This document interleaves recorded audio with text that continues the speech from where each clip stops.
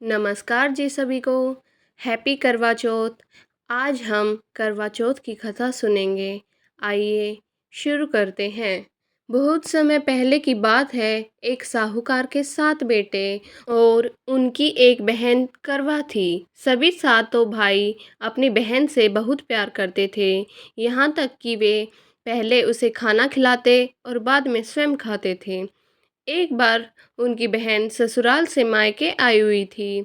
शाम को भाई जब अपना व्यापार व्यवसाय बंद कर गए घर आए तो देखा उनकी बहन बहुत व्याकुल थी।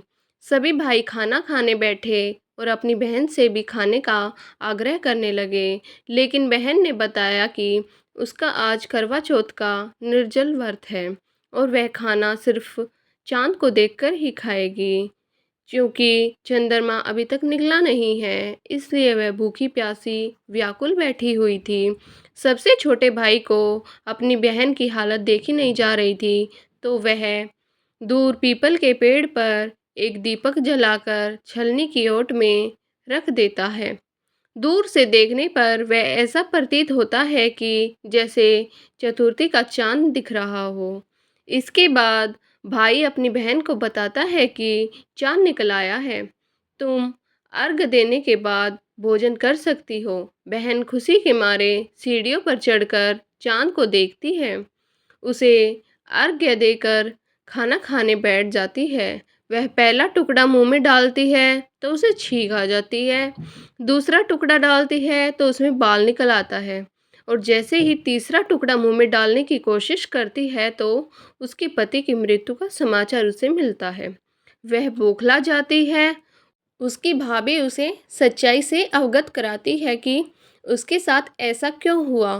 करवा चौथ का व्रत गलत तरीके से टूटने के कारण देवता उससे नाराज हो गए और उन्होंने ऐसा किया कि सच्चाई जानने के बाद करवा निश्चय करती है कि वह अपने पति का अंतिम संस्कार नहीं होने देगी और अपने सतीत्व से उन्हें पुनर्जीवन दिलाकर रहेगी।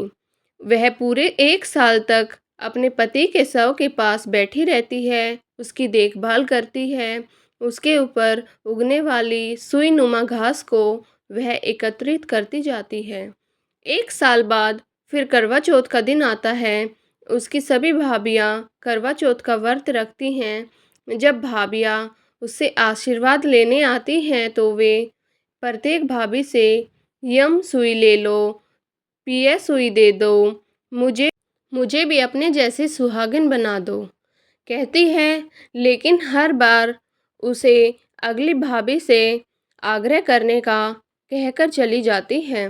इस प्रकार जब छठे नंबर की भाभी आती है तो करवा उससे भी यह बात दोहराती है।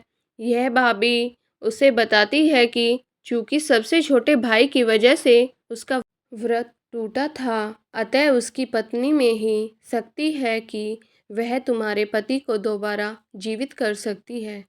इसलिए जब वह आए तो तुम उसे पकड़ लेना और जब तक वह तुम्हारे पति को जिंदा न कर दे उसे नहीं छोड़ना। ऐसा कहकर वह चली जाती है। सबसे अंत में छोटी भाभी आती है करवा उनसे भी सुहागिन बनने का आग्रह करती है, लेकिन वह टाल मटोली करने लगती है। इसे देख करवा उन्हें जोर से पकड़ लेती है और अपने सुहाग को जिंदा करने के लिए कहती है। भाभी उसे छुड़ाने के लिए नोचती है, खसोटती है, लेकिन करवा नहीं छोड़ती। अंत में उसकी तपस्या को देख भाभी पसीज जाती है और अपनी छोटी उंगली को चीरकर उसमें से अमृत उसके पति के मुंह में डाल देती है। करवा का पति तुरंत श्री गणेश कहता हुआ उठता है। इस प्रकार प्रभु कृपा से उसकी छोटी भाभी के माध्यम से करवा को अपना सुहाग वापस मिल जाता है। हे श्री गणेश, माँ गौरी, जिस प्रकार करवा को चिर सुहागन का वरदान आपसे मिला है वैसा ही सब सुहागिनों को मिले। आइए अब हम दूसरी कथा सुनते हैं भगवान गणेश जी की। बहुत समय पहले की बात है। एक अंधी बुढ़िया थी जिसका एक लड़का और बहू थी। वो लोग बहुत गरीब थे।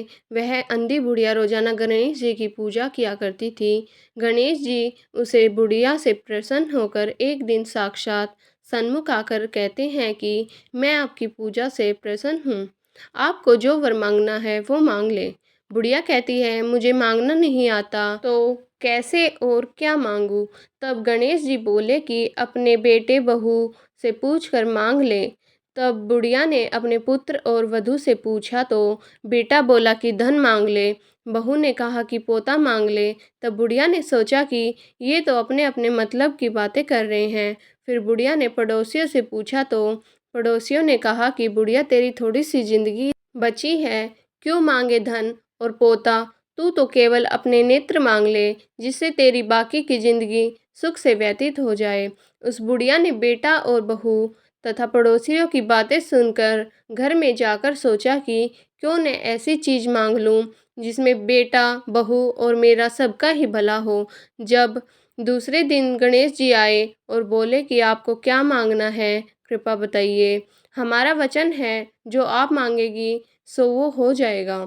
गणेश जी के ऐसे वचन सुनकर बुढ़िया बोली, हे गणराज, यदि आप मुझ पर प्रसन्न हैं तो मुझे 9 करोड़ की माया दे, निरोगी काया दे, अमर सुहाग दे, आंखों में प्रकाश दे, नाती पोते दे और समस्त परिवार को सुख दे, फिर अंत में मोक्ष दे।